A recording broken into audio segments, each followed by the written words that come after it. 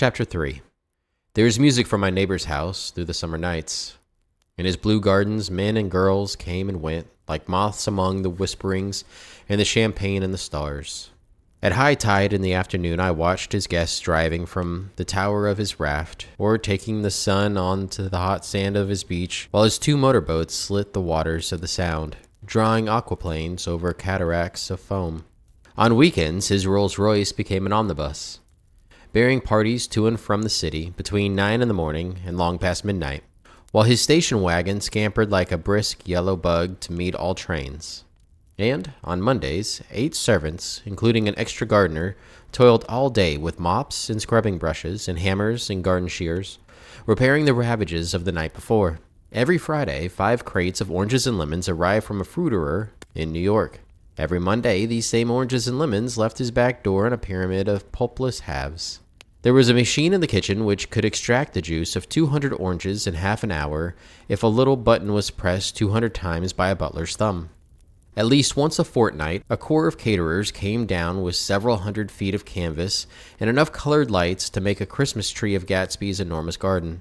On buffet tables garnished with glistening hors d'oeuvres, spiced baked hams crowded against salads of harlequin designs, and pastry pigs and turkeys bewitched to a dark gold.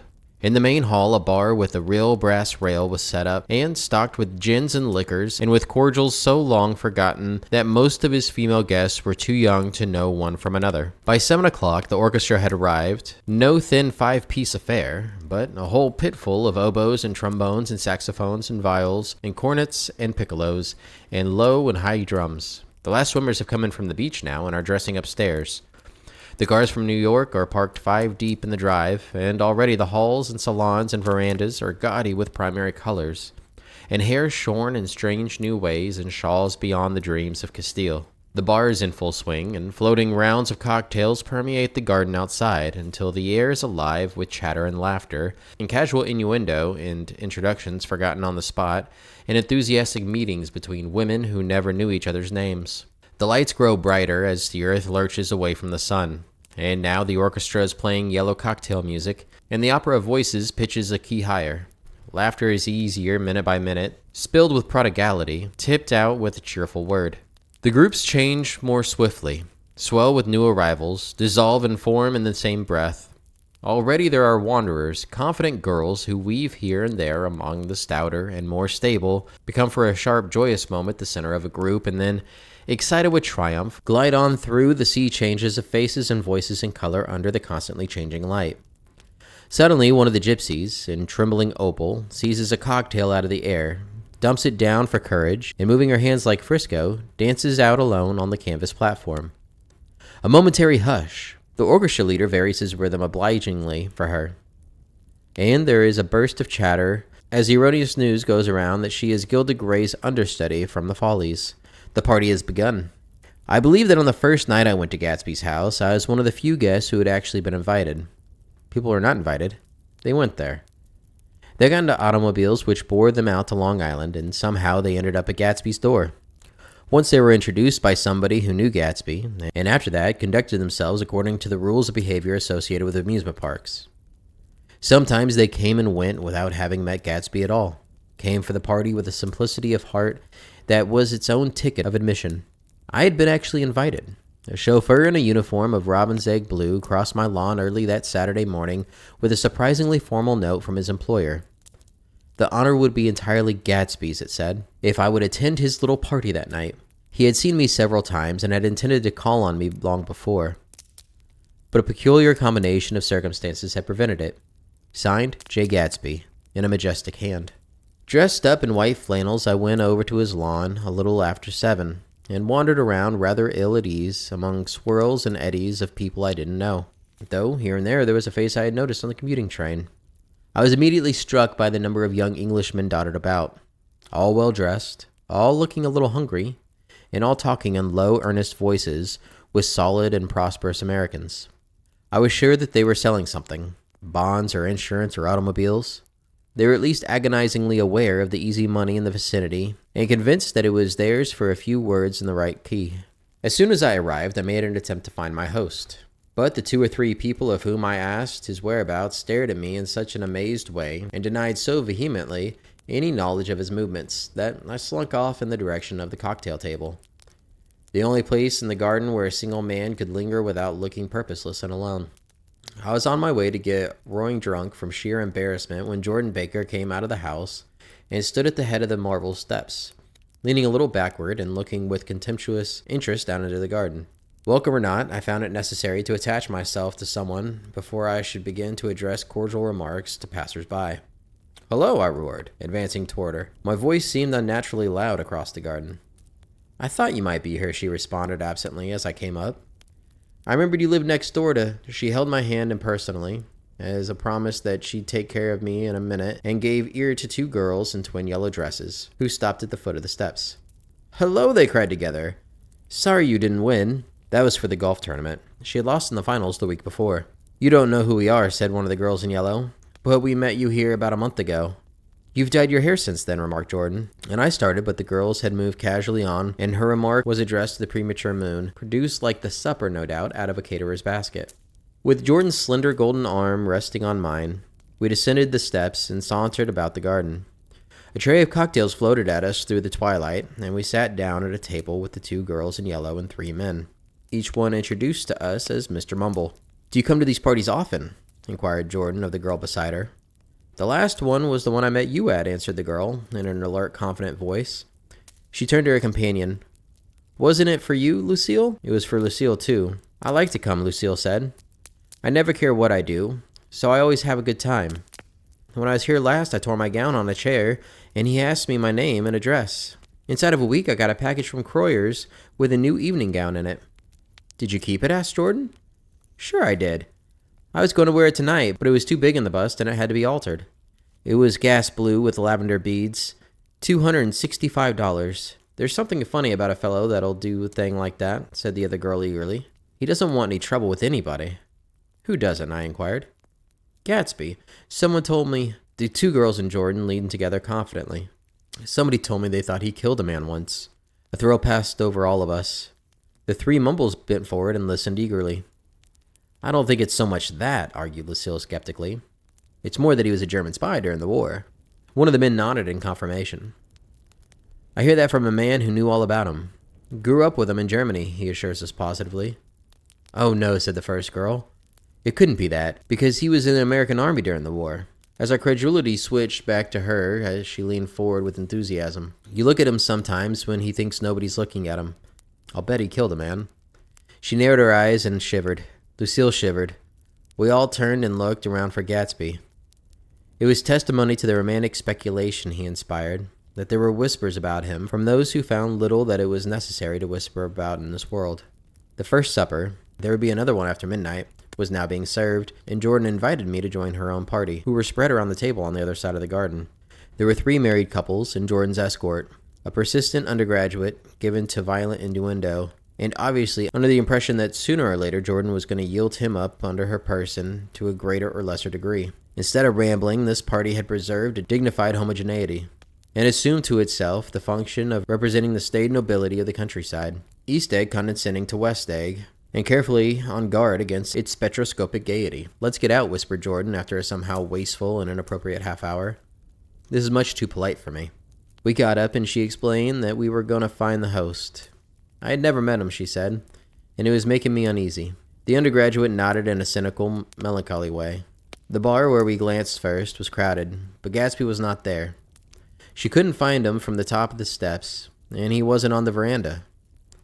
On a chance, we tried an important-looking door and walked into a high Gothic library, paneled with carved English oak, and probably transported complete from some ruins overseas.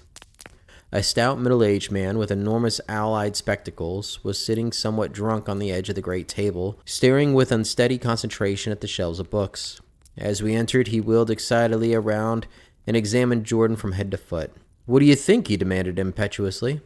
"About what?" He waved his hand toward the bookshelves. "About that. As a matter of fact, you needn't bother to ascertain. I ascertained. They're real." "The books?" He nodded. "Absolutely real. Have pages and everything. I thought they'd be a nice, durable cardboard. Matter of fact, they're absolutely real.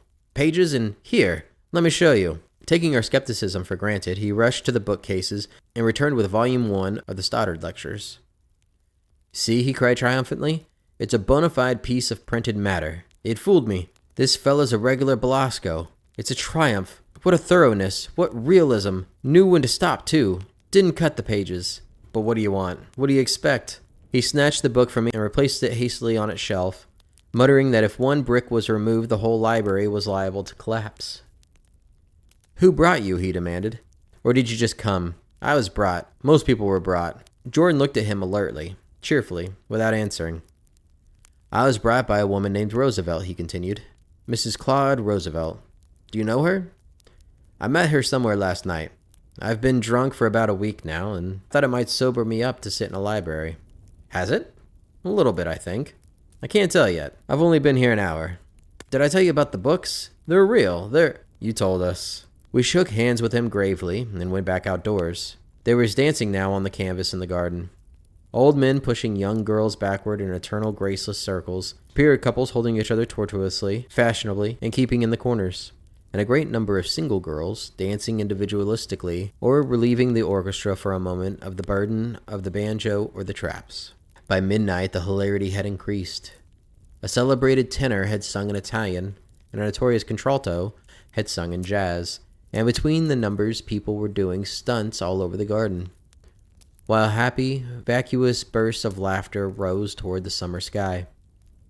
A pair of stage twins, who turned out to be the girls in yellow, did a baby act in costume, and champagne was served in glasses bigger than finger bowls.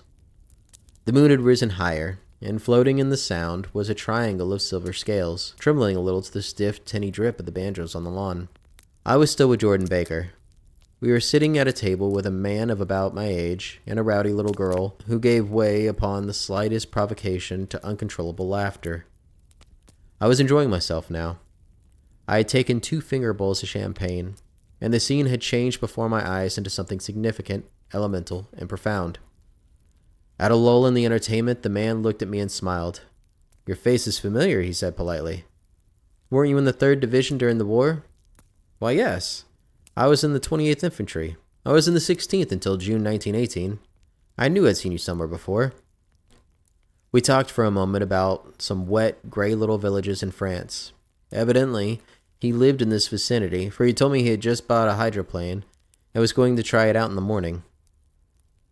"Want to go with me, old sport?" "Just near the shore along the Sound." "What time?" "Any time that suits you best." It was on the tip of my tongue to ask his name when Jordan looked around and smiled. "Having a gay time now?" she inquired. "Much better." I turned again to my new acquaintance. "This is an unusual party for me. I haven't even seen the host. I live over there." I waved my hand at the invisible hedge in the distance. "And this man Gatsby sent over his chauffeur with an invitation." For a moment he looked at me as if he failed to understand. "I'm Gatsby," he said suddenly. "What?" I exclaimed.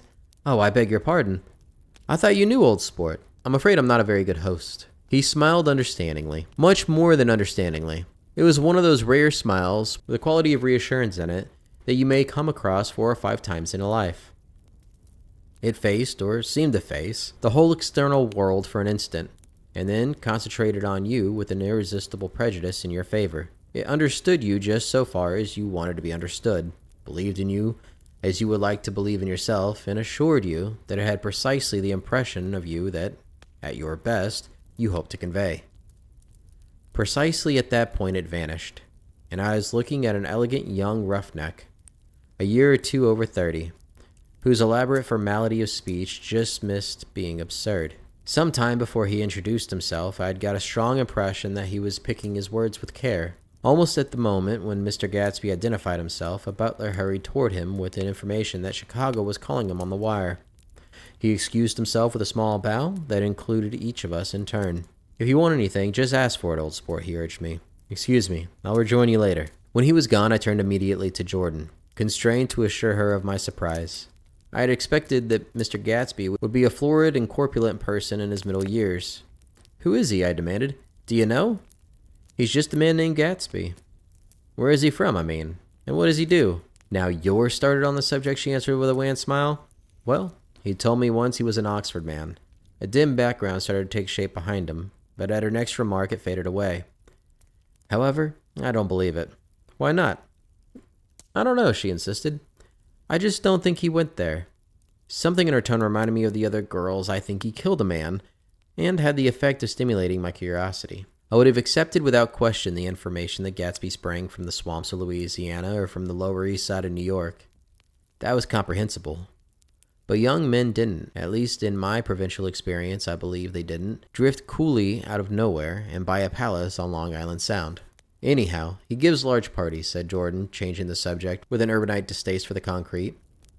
And I like large parties. They're so intimate. At small parties, there isn't any privacy. There was the boom of a bass drum, and the voice of the orchestra leader rang out suddenly above the echolalia of the garden. "Ladies and gentlemen," he cried, "at the request of Mr. Gatsby, we are going to play for you Mr. Vladimir Tastov's latest work, which attracted so much attention at Carnegie Hall last May. If you read the papers, you know there was a big sensation." He smiled with jovial condescension and added, "Some sensation," whereupon everybody laughed. "The piece is known," he concluded lustily, as Vladimir Tastov's Jazz History of the World. The nature of Mr. Tastov's composition eluded me, because just as it began my eyes fell on Gatsby, standing alone on the marble steps, and looking from one group to another with approving eyes. His tan skin was drawn attractively tight on his face, and his short hair looked as though it were trimmed every day. I could see nothing sinister about him. I wondered if the fact that he was not drinking helped set him off from his guests, for it seemed to me that he grew more correct as the fraternal hilarity increased. When the Jazz History of the World was over, girls were putting their heads on men's shoulders in a puppyish, convivial way. Girls were swooning backward playfully into men's arms, even into groups, knowing that someone would arrest their falls. But no one swooned backward on Gatsby, and no French bob touched Gatsby's shoulder, and no singing quartets were performed with Gatsby's head for one link. "I beg your pardon." Gatsby's butler suddenly standing beside us. "Miss Baker?" he inquired. "I beg your pardon, but Mr. Gatsby would like to speak to you alone." "With me?" she exclaimed in surprise.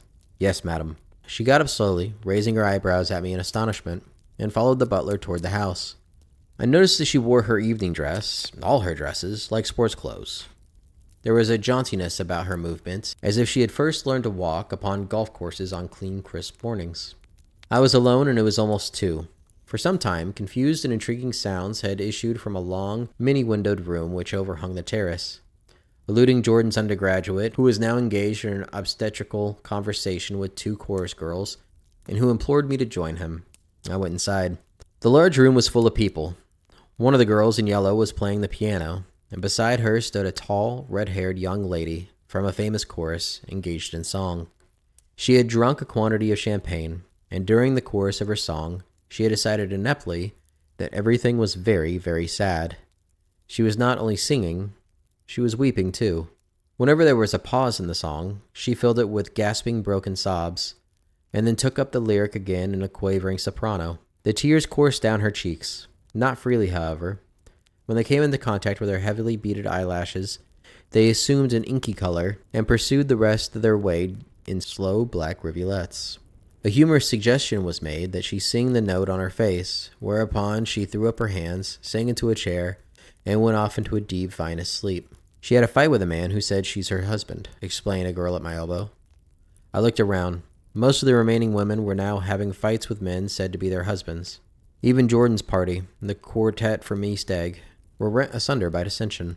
One of the men was talking with curious intensity to a young actress, and his wife, after attempting to laugh at the situation in a dignified and indifferent way, broke down entirely and resorted to flank attacks. At intervals she appeared suddenly at his side like an angry diamond, and hissed, "You promised," into his ear. The reluctance to go home was not confined to wayward men. The hall was at present occupied by 2 deplorably sober men and their highly indignant wives. The wives were sympathizing with each other in slight raised voices. "Whenever he sees I'm having a good time, he wants to go home. Never heard anything so selfish in my life. We're always the first ones to leave." "So are we." "Well, we're almost the last tonight," said one of the men sheepishly. "The orchestra left half an hour ago." In spite of the wives' agreement that such malevolence was beyond credibility, the dispute ended in a short struggle, and both wives were lifted, kicking into the night. As I waited for my hat in the hall, the door of the library opened and Jordan Baker and Gatsby came out together. He was saying some last word to her, but the eagerness in his manner tightened abruptly into formality as several people approached him to say goodbye. Jordan's party were calling impatiently to her from the porch, but she lingered for a moment to shake hands. "I've just heard the most amazing thing," she whispered. "How long were we in there?" "Why, about an hour." "It was simply amazing," she repeated abstractly. "But I swore I wouldn't tell it, and here I am tantalizing you." She yawned gracefully in my face. "Please, come and see me. Phone book.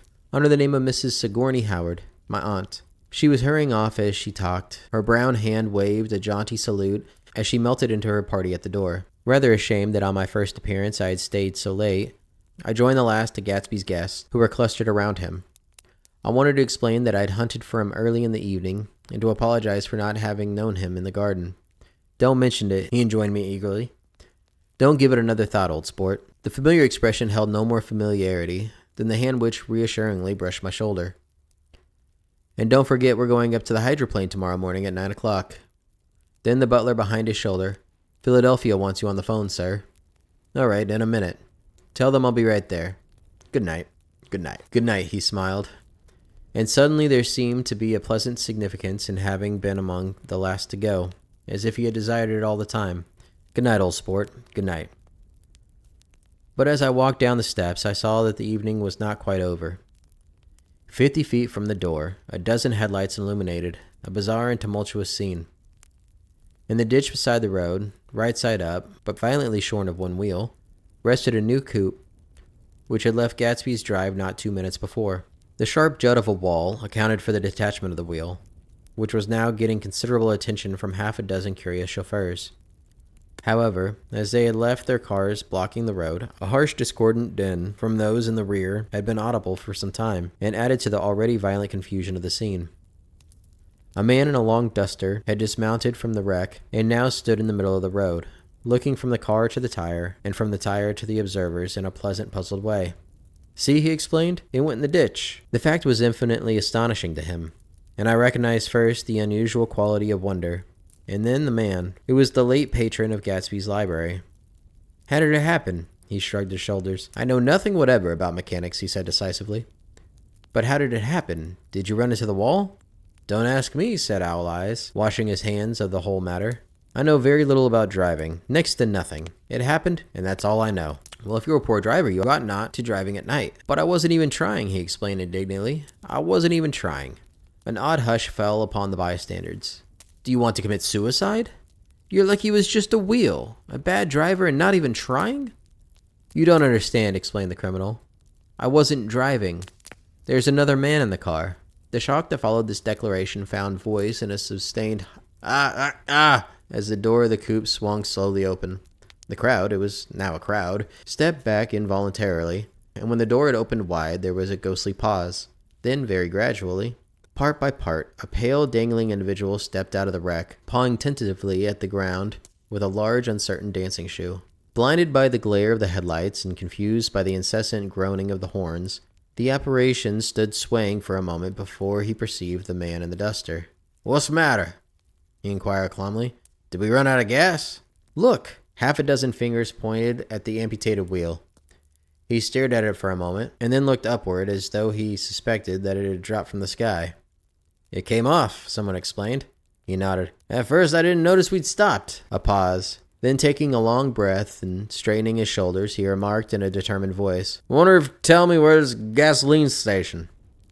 At least a dozen men, some of them a little better off than he was, explained to him that wheel and car were no longer joined by any physical bond. "Back out," he suggested for a moment. "Put her in reverse." "But the wheel's off." He hesitated. "No harm in trying," he said. The caterwauling horns had reached a crescendo, and I turned away and cut across the lawn toward home. I glanced back once. A wafer of a moon was shining over Gatsby's house, making the night fine as before, and surviving the laughter and the sound of his still glowing garden. A sudden emptiness seemed to flow now from the windows and the great doors, endowing with complete isolation the figure of the host, who stood on the porch, his hands up in a formal gesture of farewell. Reading over what I have written so far, I see I have given the impression that the events of the 3 nights several weeks apart were all that absorbed me. On the contrary, they were merely casual events in a crowded summer, and until much later, they absorbed me infinitely less than my personal affairs. Most of the time I worked. In the early morning, the sun threw my shadow westward as I hurried down the white chasms of lower New York to the Probity Trust. I knew the other clerks and young bond salesmen by their first names and lunched with them in dark, crowded restaurants on little pig sausages and mashed potatoes and coffee. I even had a short affair with a girl who lived in Jersey City and worked in the accounting department, but her brother began throwing mean looks in my direction, so when she went on her vacation in July, I let it blow quietly away. I took dinner usually at the Yale Club. For some reason, it was the gloomiest event of my day. And then I went upstairs to the library and studied investments and securities for a conscientious hour. There were generally a few rioters around, but they never came into the library, so it was a good place to work. After that, if the night was mellow, I strolled down Madison Avenue past the old Murray Hill Hotel and over 33rd Street to the Pennsylvania Station. I began to like New York, the racy, adventurous feel of it at night, and the satisfaction that the constant flicker of men and women and machines gives to the restless eye.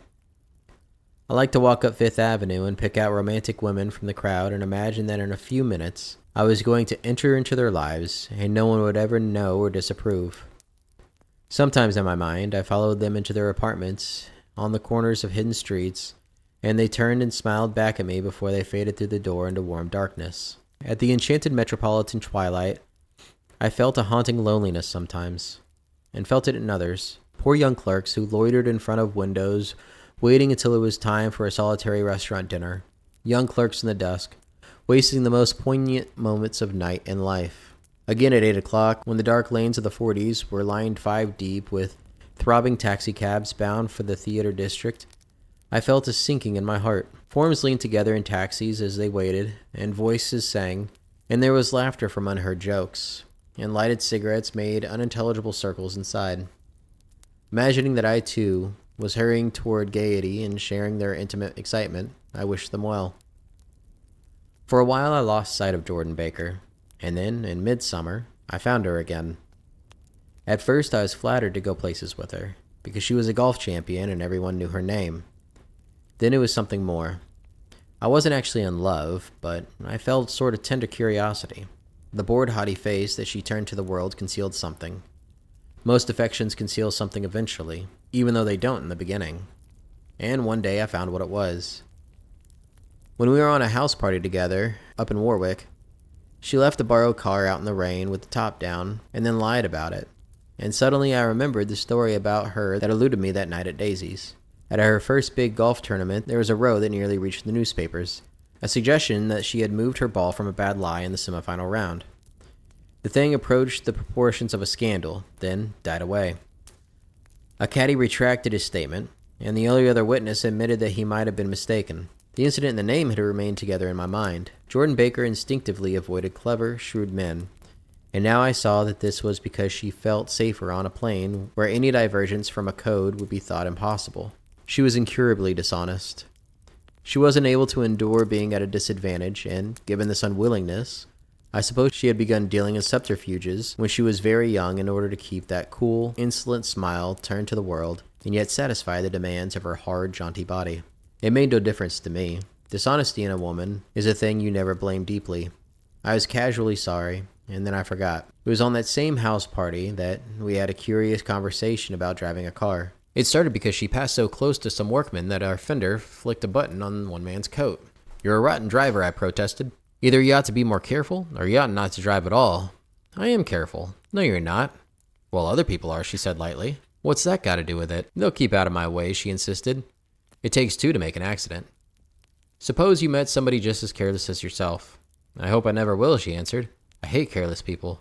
That's why I like you." Her gray, sun-strained eyes stared straight ahead, but she had deliberately shifted our relations, and for a moment, I thought I loved her. But I am slow-thinking and full of interior rules that act as brakes on my desires, and I knew that first I had to get myself definitely out of that tangle back home. I'd been writing letters once a week and signing them Love Nick, and all I could think of now, when that certain girl played tennis, a faint mustache of perspiration appeared on her upper lip. Nevertheless, there was a vague understanding that had to be tactfully broken off before I was free. Everyone suspects himself of at least one of the cardinal virtues, and this is mine. I'm one of the few honest people that I've ever known.